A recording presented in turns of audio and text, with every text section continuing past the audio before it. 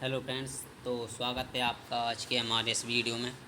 तो आज है हमारा चैप्टर 13 जिसका नाम है गेट फीडबैक। इसमें हम ये जानेंगे कि फीडबैक लेना क्यों इम्पोर्टेंट है प्रॉब्लम सॉल्विंग में। तो फीडबैक लेना होता क्या है पता है कि दूसरों के ओपिनियंस लेना, जैसे अपने दोस्त हैं, फैमिली मेम्बर्स हैं, मेंटर्स हैं, उनके ओपिनियन सजेशन या जो भी क्रिटिसिज्म है उस अपने सॉल्यूशन को लेकर उसे पता करना कि क्या क्या चीज़ें हैं, क्या क्या चीज़ आपको सही करनी है। ठीक है, वो होता है फीडबैक।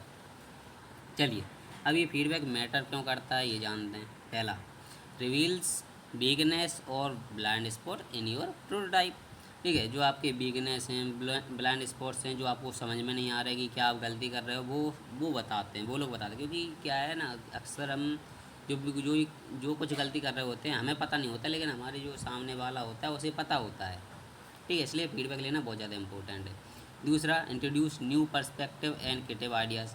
जब तुम दूसरों से फीडबैक लेते हो तो आपके पास नए पर्सपेक्टिव आते हैं, दूसरों की पर्सपेक्टिव आते हैं कि वो किस तरीके से सोचता है उस आइडिया के बारे में।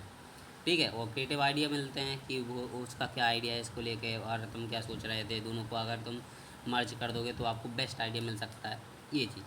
अब थर्ड पर आते हैं, helps identify improvements before final implementation. जब फाइनल इम्प्लीमेंटेशन हो उसके पहले आपको ये पता हो जाए कि क्या क्या आपको इम्प्रूवमेंट करनी है अपने सॉल्यूशन को लेकर, इससे आपका बेस्ट सॉल्यूशन मिल सके आपको। Fourth, build confidence in your solution through external validation. अब जो एक्सटर्नल वैलिडेशन के थ्रू आपका क्या है, कॉन्फिडेंस भी बिल्ड होता है। ठीक है, जब आपको कोई बाहर से कोई व्यक्ति या मान लो दोस्त है, आपके कोई फ्रेंड्स हैं, वो आपसे कहते हैं हाँ तुम्हारा बहुत अच्छा सॉल्यूशन है, ये वर्क करेगा, तो तुम्हारे अंदर कॉन्फिडेंस आता है। हाँ, अगर मैंने ऐसे इम्प्लीमेंट किया तो लोगों ने कहा है, मेरे दोस्तों ने कहा या फैमिली मेम्बर्स ने कहा, मेंटर्स ने कहा, किसी ने भी कहा, तो तुम्हें ये पता रहेगा कि ठीक है इन्होंने कहा तो क्या पता अच्छी होगा, तभी तो ये कह रहे हैं। ठीक है, तो आपके अंदर कॉन्फिडेंस रहता है। Fifth, encourage interactive learning and refinement. ठीक है, इंटरेटिव लर्निंग और रिफाइनमेंट को इनक्रेज करता है। सीधी सी बात, ये आपको क्यों मैटर करता था फीडबैक लेना, ये समझ में आ गया। अब ये समझते हैं कि फीडबैक के सोर्स कौन कौन से होंगे। पहला, पीयर्स, पेज मतलब आपके दोस्त जो आपके साथ काम करते हों, आप जैसे हों उनसे।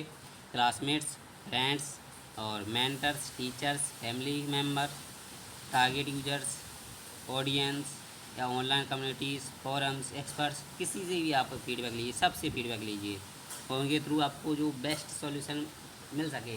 देखो, बेस्ट सॉल्यूशन नहीं मिलेगा तो सबके अपने अपने ओपिनियन मिलेंगे ना, उन ओपिनियन को एक ऐसा ओपिनियन ढूंढिए, उन सबको मर्ज करके एक ऐसा ओपिनियन मिलेगा आपको जो बेस्ट होगा उसके लिए। ठीक है, वो आपको ढूंढना है। ये होता है फीडबैक का मेन मोटिव। आप प्रिपेयर फॉर फीडबैक, फीडबैक के लिए प्रिपेयर कैसे हो गया आप। प्रेजेंट योर प्रोटोटाइप क्लियरली, जो प्रोटोटाइप है उसे क्लियरली प्रेजेंट करिए, लोगों के सामने बताइए उन्हें कि क्या आप बनाना चाहते हैं, कैसे आप इम्प्लीमेंट करोगे इसे।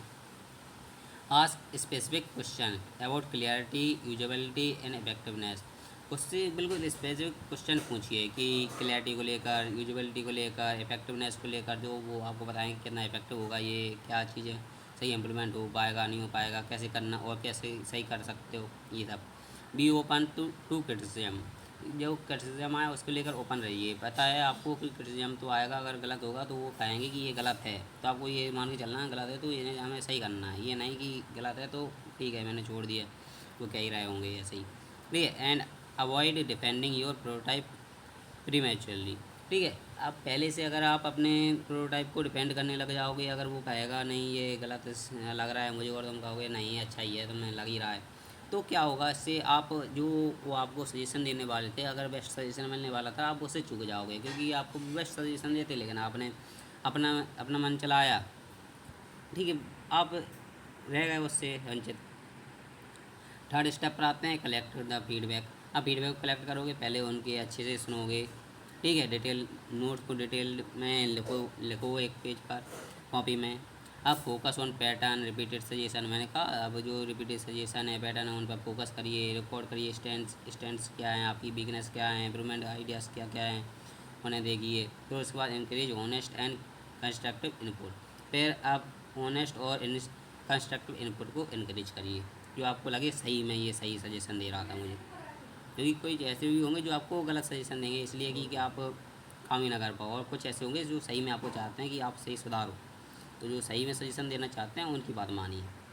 ठीक है। अब एनालाइज फीडबैक, अब फीडबैक को एनालाइज करना कैसे? Identify common point across multiple sources. ठीक है। आप जो भी मल्टीपल सोर्सेज के थ्रू आपको जो कॉमन पॉइंट्स मिले उन्हें आइडेंटिफाई कीजिए, उन्हें पहचानिए, मैंने आपको ये पहले बता चुका हूँ।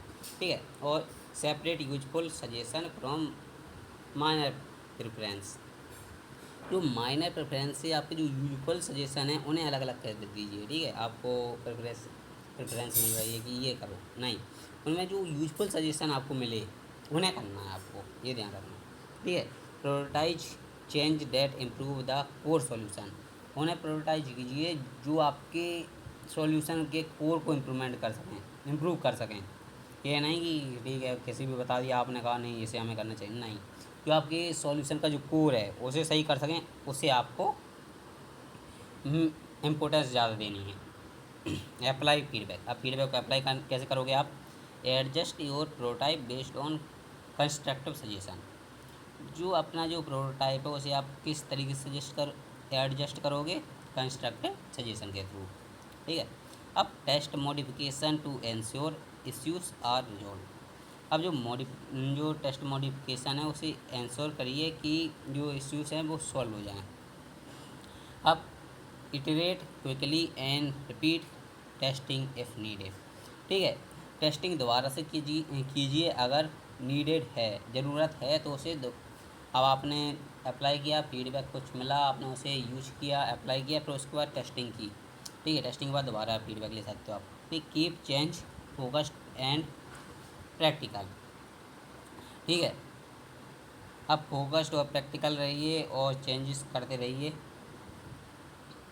अब प्रॉब्लम स्टेटमेंट प्लस सॉल्यूशन, पहला प्रॉब्लम क्या है, उसका सॉल्यूशन क्या मिल सकता है? क्रिटिसिज्म फील्स पर्सनल और डिस्करेजिंग। सॉल्यूशन क्या होगा आपका? Focus on improvement not validation, improvement पर फोकस करिए, वैलिडेशन पर नहीं। वैलिडेट कोई करेगा कोई नहीं करेगा, जो ऑनेस्ट पर्सन होगा अगर आपका आइडिया बेस्ट होगा तो वो वैलिडेट करेगा ही। अगर जो आपका ऑनेस्ट पर्सन नहीं होगा, वो आपको सच में भला नहीं चाहता होगा, कितना भी अच्छा आइडिया दिखा दो वो वैलिडेट करेगा ही नहीं, वो कहेगा नहीं अभी भी बेकार है। ठीक है। Separate your idea from your self worth. ठीक है। अपने आइडिया को अपने सेल्फ वर्थ से अलग रखिए। Second, feedback from different source is contradictory. ठीक है।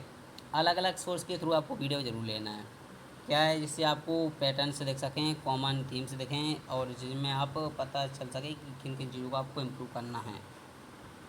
Unable to apply feedback due to complexity के कारण आप क्या कर रहे हो?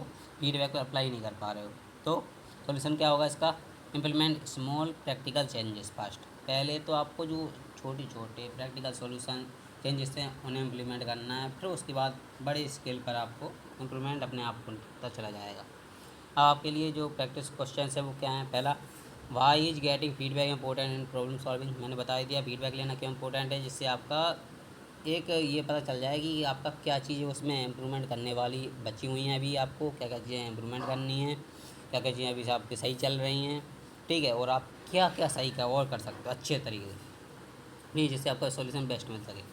Y how do you identify which feedback to implement, अब आप ये आइडेंटिफाई कैसे करोगे कौन सा फीडबैक को आपको इम्प्लीमेंट करना है? मैंने कहा पहले अलग अलग सोर्सेज के थ्रू आपने उसे लिया, आपको मिले, फिर आपने उनमें से ये ढूंढा कि कौन कौन से एक सेम पैटर्न मिल रहा है कि सब ये बता रहा है कि ऐसा करना चाहिए, उसे वो ज़्यादा इम्पोर्टेंट होगा, उसे पहले इम्प्लीमेंट करोगे।